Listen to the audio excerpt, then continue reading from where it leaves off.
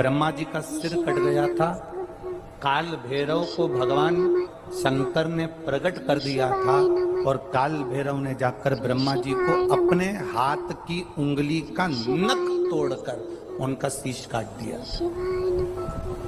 काल भैरव, जब काल भैरव ने शीश काट दिया,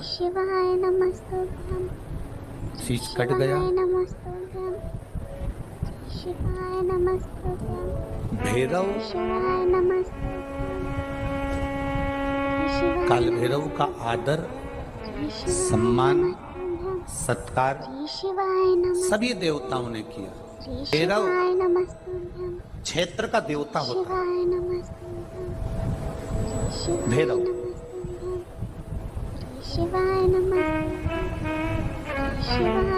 64 तरह के भैरव होते हैं। कितने तरह के? 64।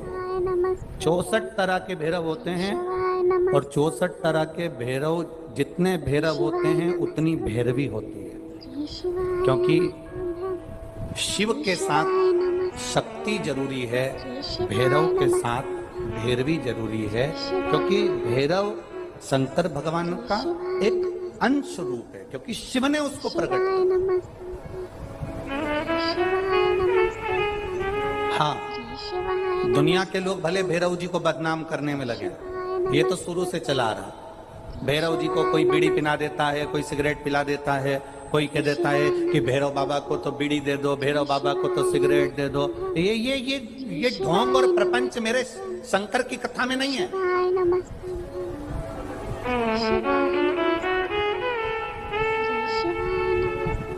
शिव का एक अंश है भैरव। काल भैरव जो प्रकट हुआ वो शंकर भगवान का एक अंश है।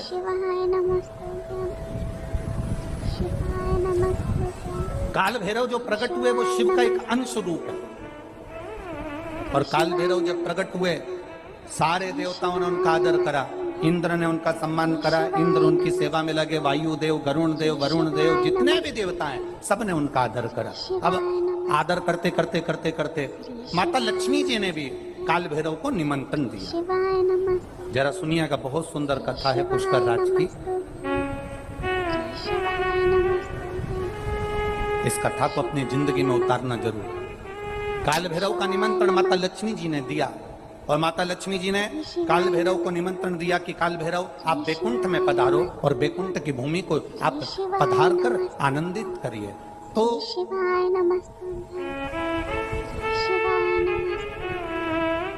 काल भैरव का काम क्या है? काल भैरव का कार्य क्या है? ये यहाँ राजस्थान की भूमि पर तो वैसे भी भैरू जी के मंदिर बहुत है। बोलो सही है कि गलत है? और पूरी दुनिया में जितनी भी, पूरी भारत की भूमि पर दुनिया के लोग कहीं पर भी लें, कहीं पर भी रहें, पर भैरू पूजने के लिए हमारे राजस्थान में आते जरूर हैं। भले वो कभी भी आए, पर राजस्थान में आकर भैरू पूज कर जाते ही। भैरव का काम क्या है? शंकर भगवान ने क्या केवल एक ब्रह्मा जी का सिर काटने के लिए काल भैरव को प्रकट करा? केवल एक कार्य के लिए ब्रह्मा जी ने, भगवान शिव जी ने काल भैरव को प्रकट करा? केवल एक काम के लिए नहीं। मेरा भोलेनाथ एक कार्य के लिए काल भैरव को कभी प्रकट नहीं कर सकता, क्योंकि मेरे भोलेनाथ ने जब जब जो काम किया है वो संपूर्ण ब्रह्मांड के कल्याण के लिए किया है। इसलिए ब्रह्मा के सिर काटने के लिए, अकेले केवल ब्रह्मा का सिर काटने के लिए भगवान काल भैरव को प्रकट नहीं कर सकते।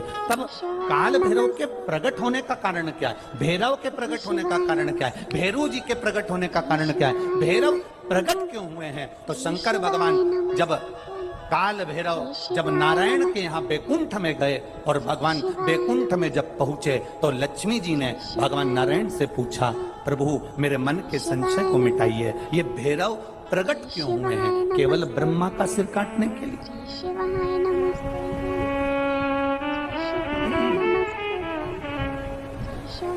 क्या ये ब्रह्मा जी का सिर काटने के लिए प्रकट हुए? आखिर भैरव प्रकट क्यों हुए? केवल एक ब्रह्मा का सिर काटने के लिए? भगवान विष्णु ने कहा नहीं, केवल ब्रह्मा का सिर काटने के लिए काल भैरव नहीं प्रगटे। लक्ष्मी सुनो, आज मैं तुम्हें सुनाता हूं काल भैरव भगवान शंकर ने क्यों प्रकट करा। उसका कारण केवल एक है। जब देव अधिदेव महादेव अपने नेत्र बंद कर कर बैठ जाते हैं और समाधि में लीन हो जाते हैं, साधना में लीन हो जाते हैं, तब काल भैरव का दायित्व बढ़ जाता है। भैरव का दायित्व बढ़ जाता है। और भैरव का क्या दायित्व बढ़ता है तो सुनो लक्ष्मी, भैरव का दायित्व यह बढ़ जाता है कि जो शंकर के शिवालय में पहुंचता है, जो शंकर के शिवालय में पांव रखता है, जो शंकर के शिवालय में अंदर पहुंचकर शिवालय में अपना चरण रखते रखते रखते रखते देहली से जब अंदर जाता है और शिवालय में शंकर भगवान के शिवलिंग की आराधना करता है, जल चढ़ाता है, शमी पत्र चढ़ाता है, बेल पत्र चढ़ाता है, कमल पुष्प चढ़ाता है, भगवान की श्रृंगार कर कर चंदन अबीर गंध से जो पूजन करता है भगवान की जब वो अंदर प्रवेश करता है तो भैरव का दायित्व ये हो जाता है कि उसके दुख को भैरव उसी समय पर भक्षण कर लेता है और उसको सुख देकर भेज देता है। ये भैरव का। तो लक्ष्मी जी के मन में एक प्रश्न खड़ा हो गया, शिव जी के मंदिर में तो कहीं भैरव का दर्शन ही नहीं होता। आपके यहाँ पर शंकर जी के मंदिर हैं, आपको भैरव का दर्शन हुआ है कहीं? शिव जी के मंदिर में भैरव का दर्शन होता ही नहीं है। तो फिर शंकर भगवान के मंदिर में जब भैरव का दर्शन नहीं होता, शंकर भगवान के मंदिर में जब भैरव दिखता नहीं है, तो हमारे दुख का भक्षण, हमारे दुख को कैसे वो खा जाता है, हमारे दुख को कैसे वो समाप्त कर देता है। फिर वो भैरव हमें दिखता तो है ही नहीं। आखिर फिर वो भैरव गया, वो भैरव किस जगह पर है? भगवान नारायण ने लक्ष्मी से कहा, सुनो लक्ष्मी, भगवान शंकर के दरवाजे के दो द्वारपाल हैं, मणिभद्र वीरभद्र। दरवाजे के, भगवान शंकर के दरवाजे के दो द्वारपाल हैं। और सुनो लक्ष्मी, वो दो द्वारपाल भगवान शंकर के दरवाजे के हैं। भैरव को शंकर भगवान ने अपनी ऊपर की चौखट का मध्य भाग काल भैरव को दिया है। जिस समय भक्त भगवान को एक लोटा जल चढ़ाने के लिए मंदिर में गर्भगृह में प्रवेश करता है, जिस समय एक लोटा जल चढ़ाने के लिए भक्त, शंकर का ओघड़ी का भक्त जब मंदिर के अंदर शिवालय में प्रवेश करता है, तो वो चौखट की जो छाया होती है वो भक्त के सिर पर पड़ती है। जब वो जल लेकर अंदर प्रवेश करता है, उसके जीवन में जो दुख होता है वो काल भैरव ऊपर की ऊपर खींच लेता है और उसको भक्ष कर जाता है। ये भैरव का तत्व।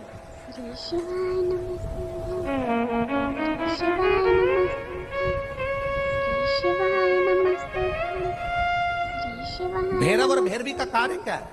आपको सुख देना।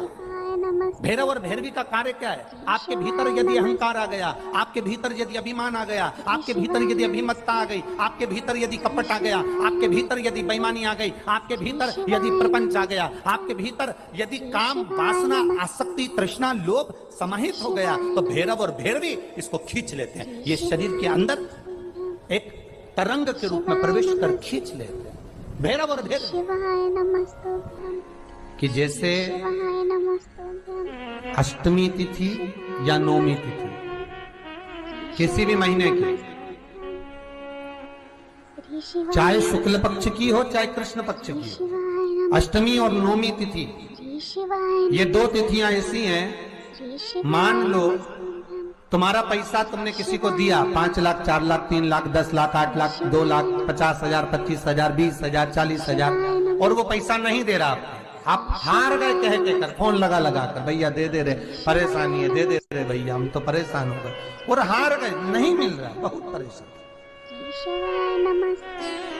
तो महाराज किसी भी अष्टमी या नौमी तिथि के दिन आप माँ जगतजननी जगदम्बा का शिव के साथ में शिव शक्ति का स्मरण कर कर देवी के नाम की 9 आहुतियां सूखे बीले की, मतलब बीला जो सूख चुका है, फल जो सूख चुका है, उसकी 9 आहुतियां अग्नि में शंकर और सती के नाम से, शंकर और शिव के नाम से समर्पित करें, और आखिरी आहुति जो समर्पित करें उसमें थोड़ा सा भाग तिल का, और तिल भी काली नहीं चढ़ती उसमें, श्वेत तिल का भाग उसके साथ लगाकर समर्पित करें, और जिससे धन लेना है उसका नाम लेकर वो समर्पित करें महाराज। उसको सुध आएगी और वो पैसा किसी भी हाल में आपके हाथ में थमाकर जाएगा ही। शादी नहीं हो रही है, बहुत समय से लगन देख रहे हो, शादी नहीं हो रही, बहुत समय से परेशान हो गए कि विवाह ही नहीं हो रहा, हम तो टेंशन में पड़ गए, लड़की 28 साल 30 साल का लड़का हो गया, विवाह नहीं हो रहा। कुछ मत करो, अष्टमी तिथि आए तो अशोक सुंदरी वाली जो जगह है वहां पर हल्दी की 7 बिंदियां लगा दो, लड़का लड़की का हाथ उस बिंदी पर रखवा दो, उसका नाम गोत्र बोलो, उसी हल्दी में उसके हाथ पीले करवा दो, और पीपल के पेड़ पर उस हाथ के 5 छापे पड़वा दो। 3 महीने में विवाह पक्का हो जाता है महाराज। उसका इतना, अशोक सुंदरी के उस हल्दी का इतना प्रमाण।